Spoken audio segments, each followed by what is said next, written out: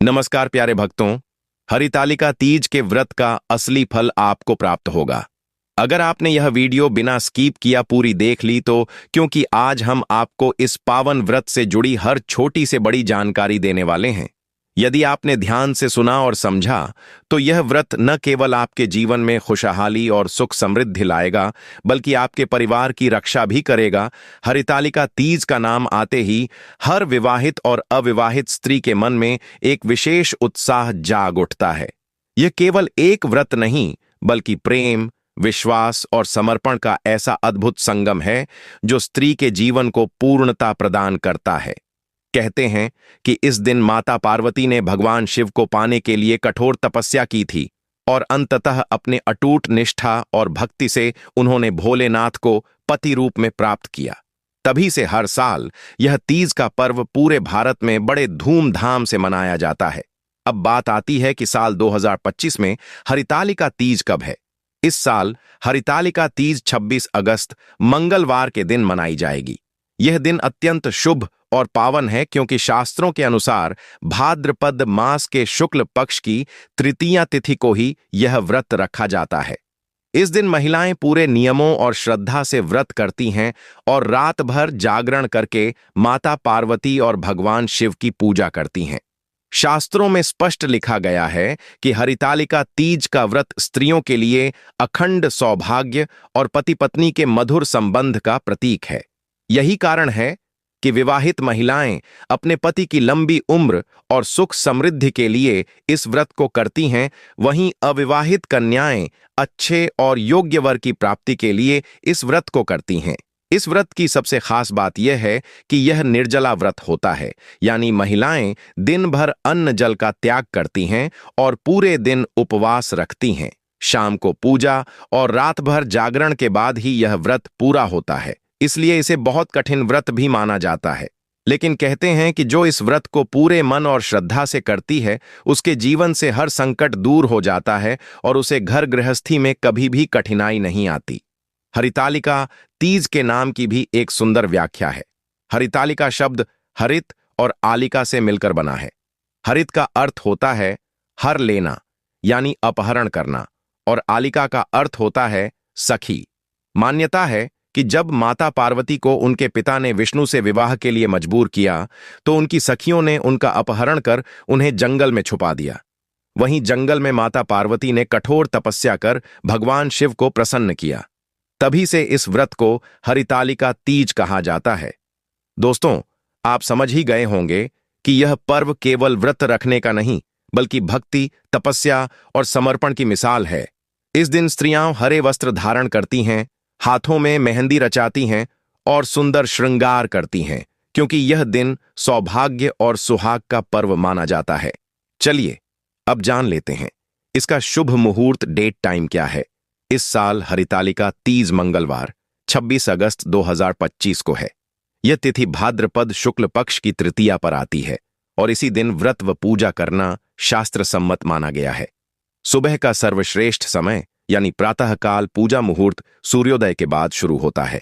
दिल्ली उत्तरी भारत के मानक पंचांग के अनुसार सुबह 5:45 से 8:31 बजे तक हरितालिका तीज की पूजा अत्यंत शुभ मानी गई है।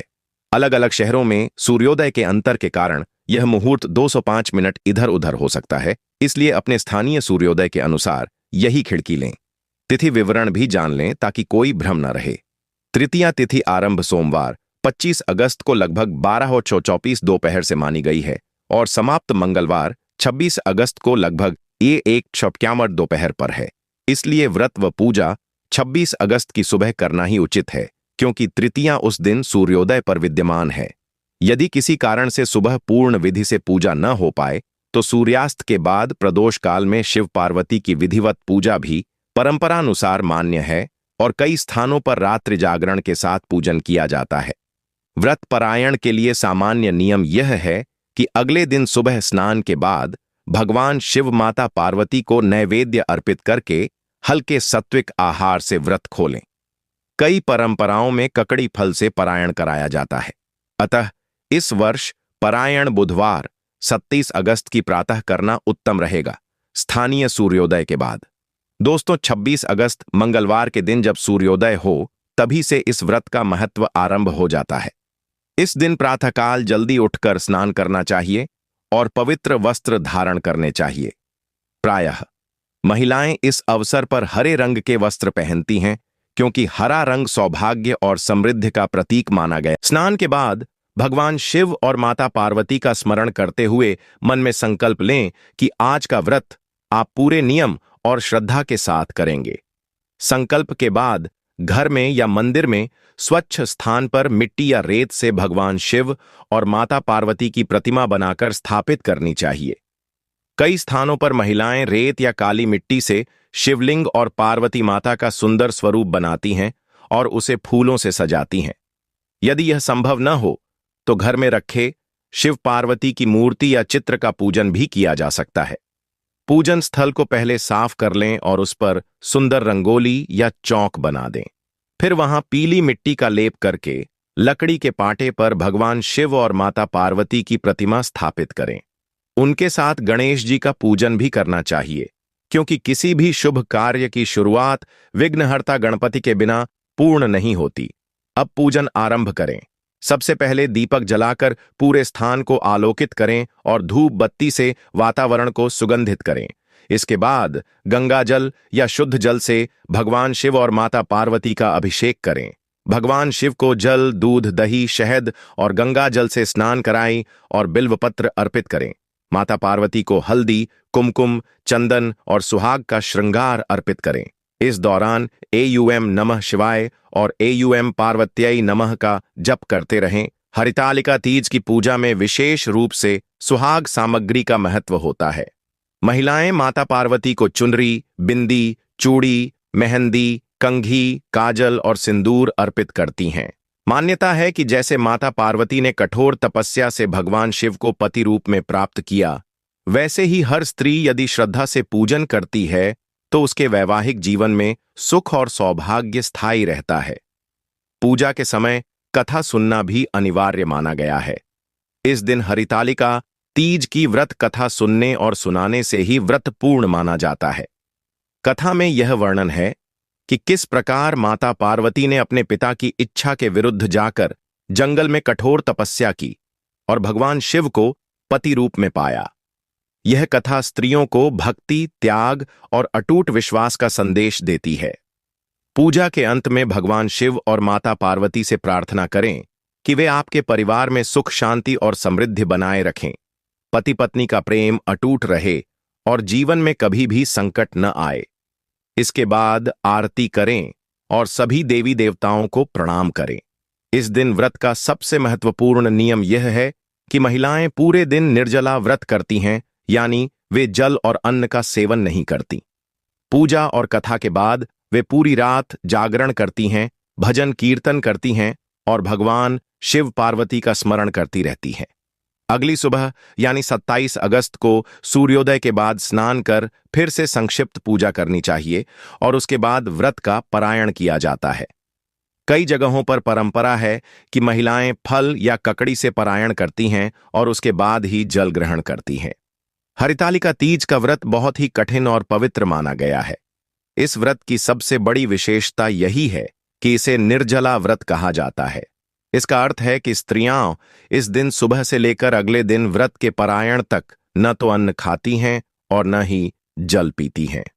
पूरे दिन और रात वे उपवास रखती हैं, माता पार्वती और भगवान शिव की आराधना करती हैं और भक्ति भाव से पूजा में लीन रहती हैं।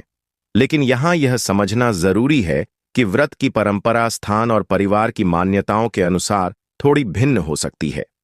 कहीं कहीं महिलाएं पूर्ण निर्जला व्रत करती हैं तो कहीं केवल फलाहार की अनुमति होती है, किंतु शास्त्रों में हरितालिका तीज को निर्जला उपवास ही कहा गया है और यही सर्वश्रेष्ठ माना जाता है। अब प्रश्न यह आता है कि अगर कोई स्त्री अस्वस्थ है, गर्भवती है या वृद्धावस्था में है तो क्या करे? ऐसी स्थिति में उन्हें यह व्रत फलाहार के साथ करना चाहिए। फलाहार में सिर्फ ताजे फल, दूध और सूखे मेवे का सेवन करना चाहिए। इस दौरान नमक, तेल, मसालेदार चीजें और अनाज से बनी वस्तुएं पूरी तरह वर्जित होती हैं। इस व्रत में स्त्रियों को प्याज, लहसुन और मांसाहार का तो बिल्कुल भी सेवन नहीं करना चाहिए। ये सब तामसिक भोजन की श्रेणी में आते हैं और व्रत के पवित्र माहौल को दूषित कर देते हैं।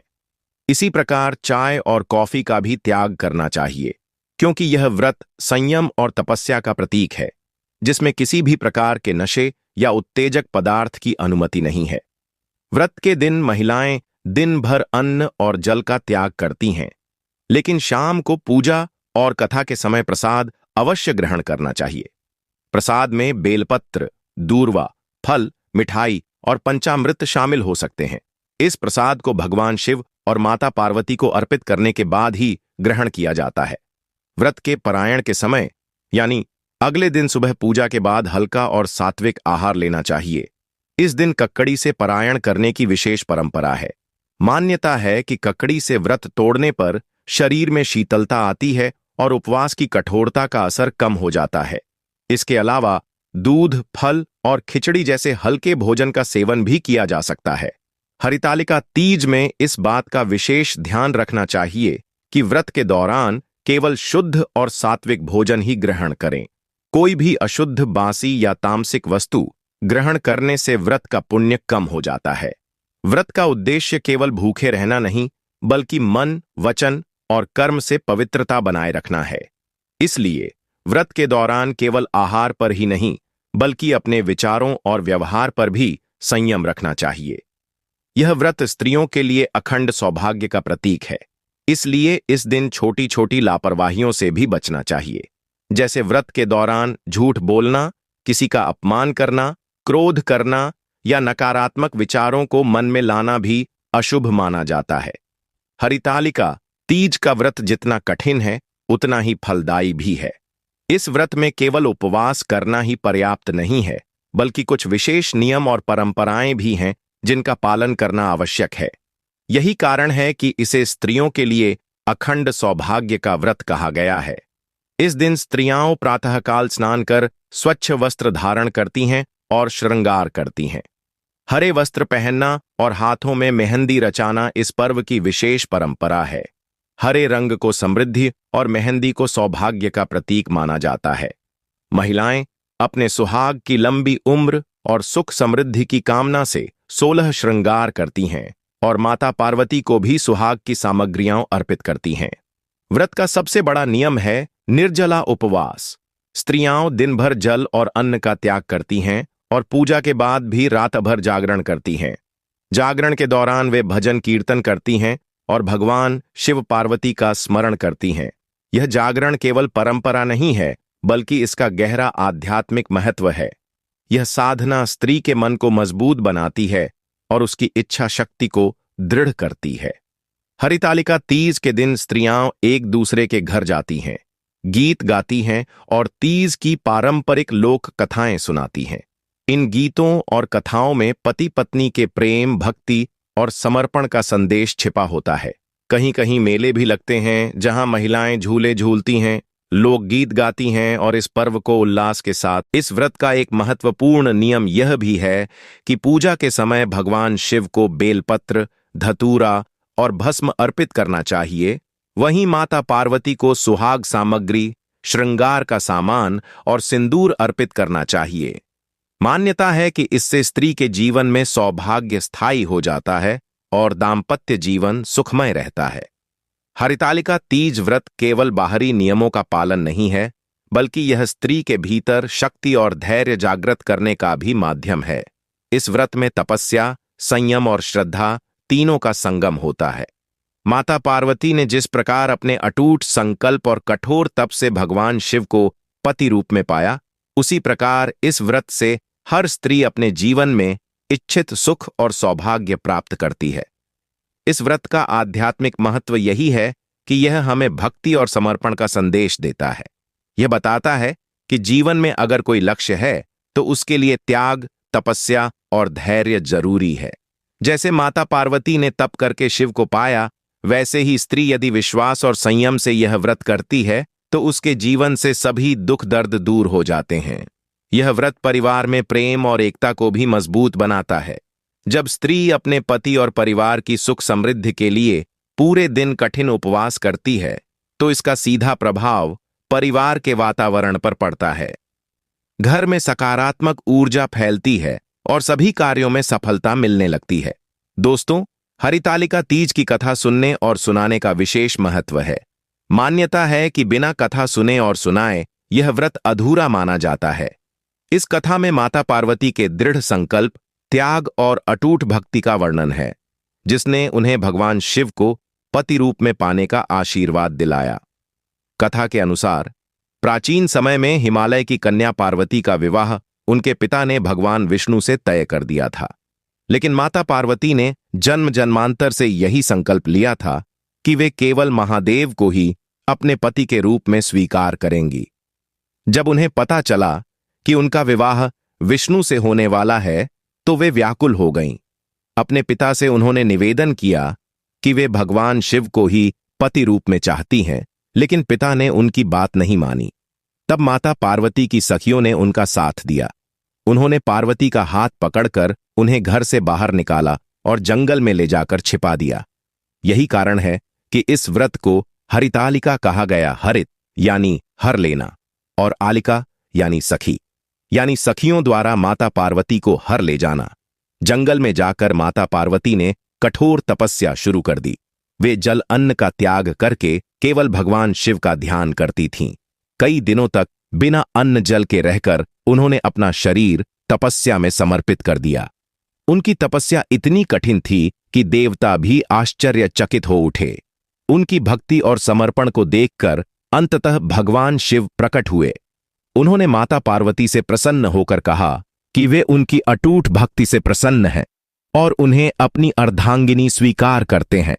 भगवान शिव ने माता पार्वती को आशीर्वाद दिया कि जिस प्रकार उन्होंने तपस्या करके उन्हें पति रूप में प्राप्त किया, वैसे ही जो भी स्त्री श्रद्धा और नियम पूर्वक हरितालिका तीज का व्रत करेगी, उसे अखंड सौभाग्य और इच्छित वर की प्राप्ति होगी। इस प्रकार माता पार्वती को उनके तप और भक्ति का फल मिला और वे भगवान शिव की पत्नी बनी। यही कथा हरितालिका तीज का आधार है और इसी कारण यह व्रत स्त्रियों के लिए इतना महत्वपूर्ण माना जाता है। कथा का संदेश बहुत गहरा है। यह हमें सिखाती है कि जीवन में चाहे कितनी भी कठिनाइयां क्यों न हो, यदि हम अपने लक्ष्य के प्रति दृढ़ रहते हैं, त्याग और तपस्या का मार्ग चुनते हैं और ईश्वर पर अटूट विश्वास रखते हैं, तो सफलता अवश्य प्राप्त होती है। माता पार्वती की तरह ही हर स्त्री यदि धैर्य और श्रद्धा से यह व्रत करती है, तो उसके जीवन में कभी भी सौभाग्य और समृद्धि की कमी नहीं रहती। इस कथा को हरितालिका तीज की रात जागरण के समय विशेष रूप से सुनाया जाता है। महिलाएं एक दूसरे को यह कथा सुनाती हैं और माता पार्वती के आदर्श को अपने जीवन में अपनाने का संकल्प लेती हैं। सखियों और भाइयों, हरितालिका तीज का व्रत सिर्फ एक धार्मिक पर्व नहीं, बल्कि एक गहरी आस्था और अद्भुत कथा से जुड़ा हुआ है। इस व्रत की कथा इतनी पावन और प्रेरणादायक है कि इसे सुनते ही मन भक्ति में डूब जाता है और हृदय में शिव पार्वती के प्रति अगाध प्रेम उमड़ पड़ता है। पौराणिक मान्यताओं के अनुसार देवी पार्वती ने भगवान शिव को पति रूप में पाने के लिए कई जन्मों तक कठोर तपस्या की। उन्होंने हिमालय पर्वत की गुफाओं में जाकर कठोर साधना की, न भोजन किया न जल ग्रहण किया, बस शिव का ध्यान करती रहीं। कहा जाता है कि उनकी इस कठिन साधना के कारण देवलोक में भी हाहाकार मच गया। देवताओं ने सोचा कि अगर पार्वती जी की तपस्या सफल हो गई और शिव से उनका विवाह हो गया, तो संसार में स्त्रियों के लिए एक अद्भुत आदर्श स्थापित होगा। देवी पार्वती का यह संकल्प ही हरितालिका तीज का आधार माना जाता है। हरितालिका शब्द की उत्पत्ति हरित और आलिका से हुई है।